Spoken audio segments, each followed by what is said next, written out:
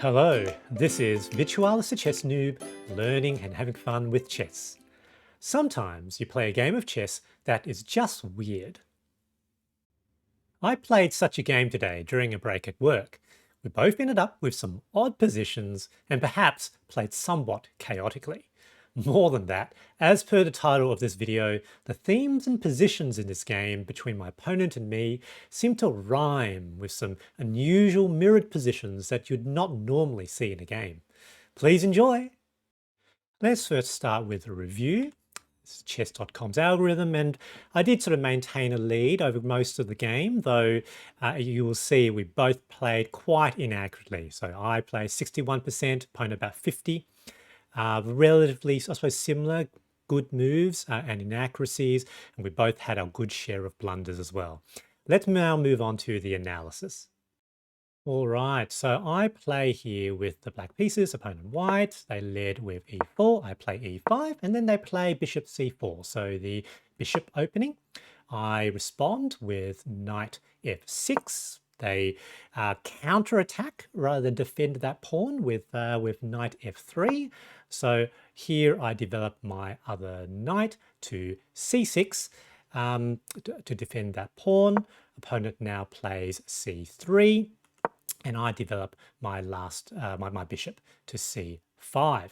Now let's go back to the beginning, and if we look at self-analysis, some weirdness becomes evident. So e4, e5, bishop, the bishop, so that's the bishop's opening, build in defense of the bishop's opening, and here it transposes to Petrov's defense.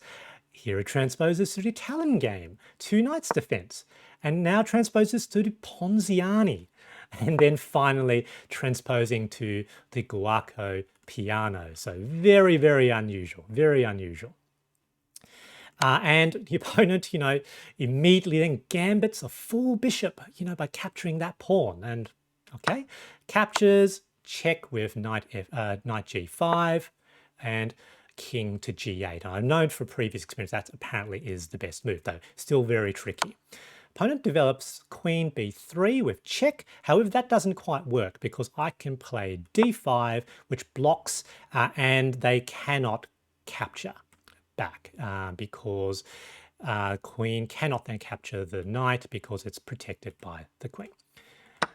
They capture, and now they play d3, opening up the diagonal and protecting the knight. I now play knight a5 with an attack on the queen. They move the queen out of the way to a4. I play b6, defending my two minor pieces. And now the opponent tries to fork my two minor pieces with b4. And, it's an interesting symmetry here. I play bishop d7 to attack the queen. No, I think I make a mistake. They pull queen back to a3. And at this point, I'd convinced myself that one of these pieces were lost.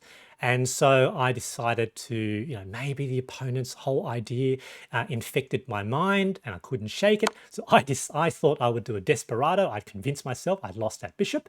And what I thought was a brilliant move was actually a straight out blunder. As you can see, I lose almost my entire advantage.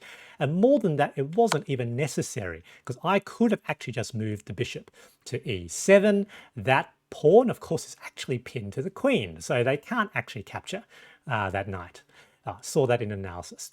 Anyway, I did that move. So, interesting symmetry there because that was what the opponent did to me before.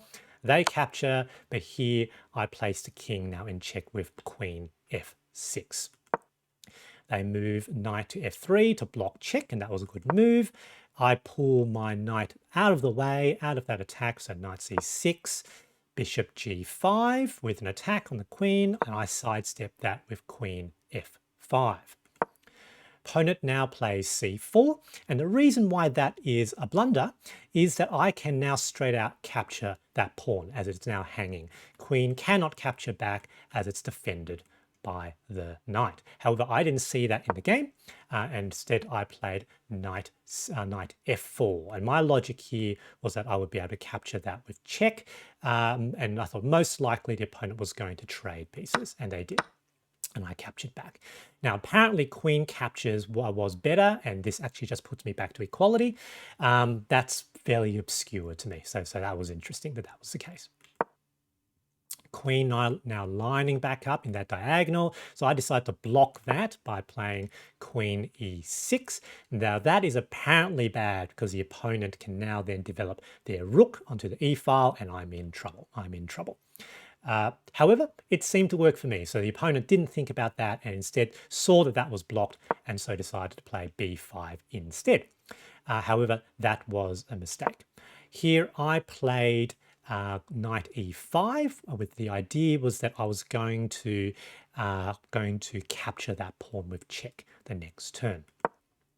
Opponent opted not to potentially stop that from happening by developing the other knight, so knight bd2. Now I capture. Apparently that was a great move and substantially in my advantage now. And here the opponent plays king g1, which was a mate in 3 mistake, mate in 3 blunder. Now it's only a mate in 3 if I see it, and I didn't see it in the actual game. I have to admit, I did see it right after I made this move. So I played then knight c5 with an attack on the queen, and immediately after I made that move, I saw, oh wait a minute, I had this neat check idea, and the reason why it's a checkmate is, oops. Let's move queen here. If the king just tries to sidestep out of check, then that would be checkmate, protected by the knight. No, the opponent could potentially block for one turn, captures back, and then all is lost. So that's a mate in 3. I didn't see that, or I saw it too late in the actual game. Let's get back to the position. And instead I played knight c5, a blunder mostly because I didn't see that mating attack, as opposed to actually putting me in a very bad position per se. Queen moved out of the way. Now attacking the queen. They didn't see the potential en passant. Attack on the queen again, so I tried to set that up again. However, queen now moves to the right position. Now I can still do a check, but that blocks it, and obviously I cannot capture the knight given it's protected by the queen. I now move my knight out of the way. Opponent decided to move their king. I captured that pawn because now it's now I've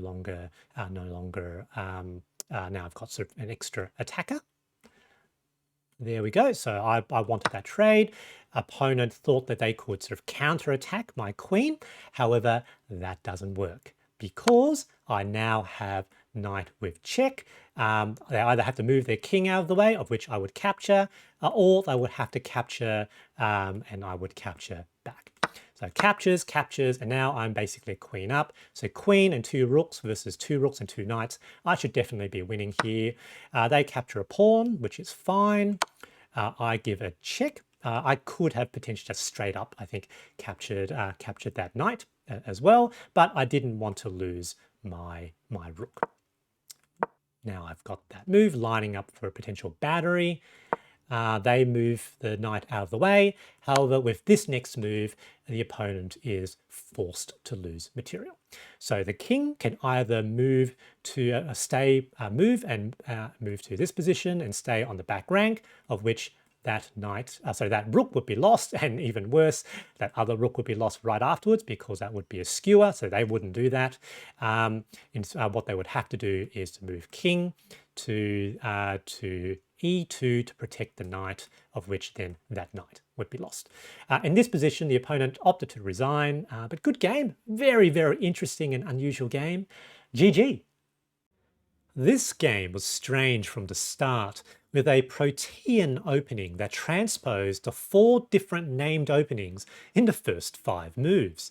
And then on move 5 of what was supposed to be the quiet game of the Giuoco Piano, we have an unexpected and aggressive gambiting of a whole bishop. Games like this is what makes playing other humans fun, as a computer would never play such imaginative moves. I hope you enjoyed this video, and thanks for watching.